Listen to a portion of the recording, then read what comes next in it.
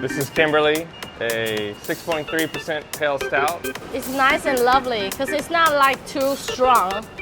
I feel like being in Germany drinking this beer. Very refreshing. I'm Brett from 23 Brewing.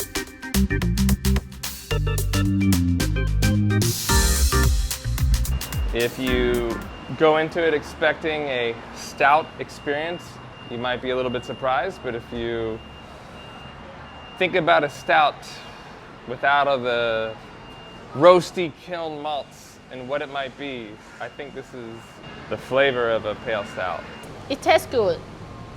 Tastes like a little bit sweet, but it's not too much. Something I've been wanting to do for a long time, which is to make a beer that's not challenging. I had tried several Pale Stouts that had additions to make the beer taste a lot more like a classic stout, and that would be coffee or chocolate.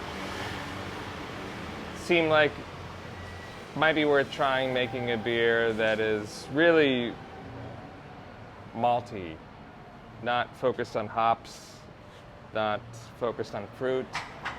Do something that is focused on malt, because we don't have a lot of that style of brewing here in Taiwan. Nowadays, like the bar have, becoming more dynamic.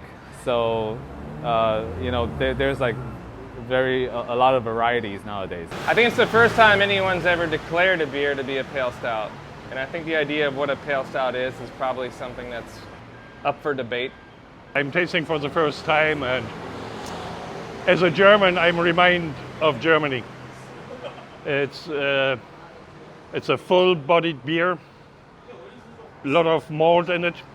This is my idea of what a historical Pale Stout would be, which was back in the 1800s when they were brewing in England. They had to use the term stout to describe a strong beer.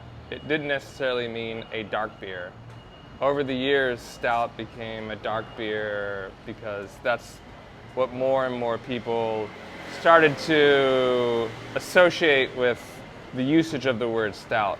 But really, stout just means it's a strong beer. I would describe it almost as a British strong ale, perhaps, or a imperial cream stout, depending on how you consider the breakdown of the different style categories. But really, what I wanted to make was a beer that I considered a lot of the stout characteristics, minus the roasted and kiln malt. So there's no coffee or chocolate.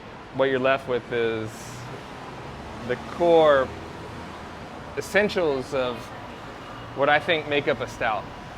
Sometimes I think craft beer is trying to make you feel something in your mouth, be it hops with bitterness, all the fruit flavors, maybe a fruit beer, maybe you're using a very strong yeast varietal. We don't get a lot of just really nice malty ale. And I wanted to just make a malty ale because I personally enjoy these. Most of the time we associate malt with making a stout, which is, the dark beer stouts. But really, what are the other categories that celebrate the malty part of a beer? And so this is a combination of dark wheat, a lot of dark wheat, some Vienna malt. COVID also makes it difficult to get ingredients right now. And I have ingredients I don't want to expire. I want to put them into a really tasty beer, and I thought that making a Pale Stout would be a great way to use the same malts, a lot of which I use for the blonde ale. So this is a strong blonde, if you will, based on our other recipe without the hops and with a little bit more malt complexity. The Pale Stout is really something I would consider to be an alternative to drinking a lager. This Pale Stout is different to normal lager beers you get here in Taiwan. Unusual beer, more closer to German beers, where they use a lot of malt in their normal lager beers. malt, hop, yeast, and water. When I go and I want an unchallenging but very satisfying beer, I find that I go for the lager, but sometimes I'm not excited about it. This beer, I think, could sit next to a lager and serve the same role of giving somebody a really nice, smooth, easy beer experience, but also a little bit more alcohol and a bit more depth than your average lager.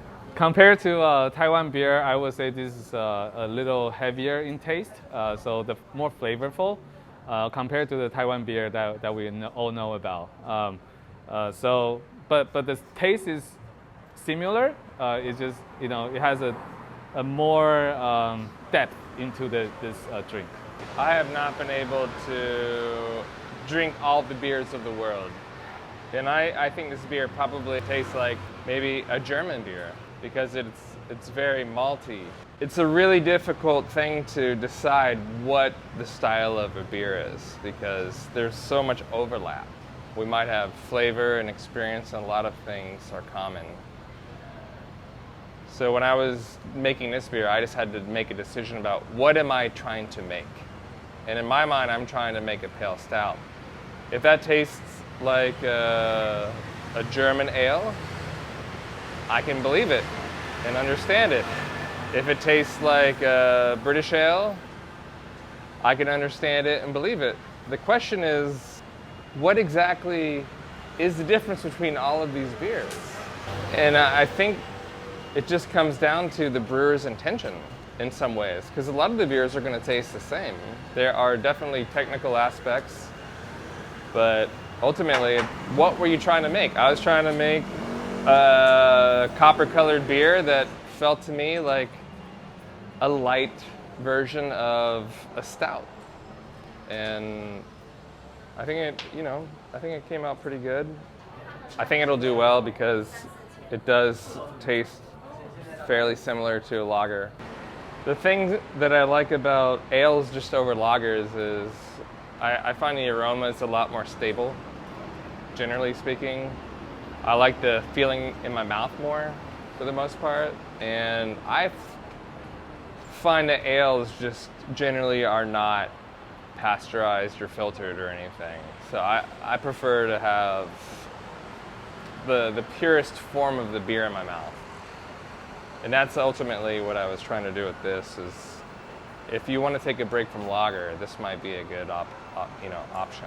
My guess is young people would like this beer. In our portfolio, when you have an IPA next to an IPA, maybe your mouth gets a little bit tired.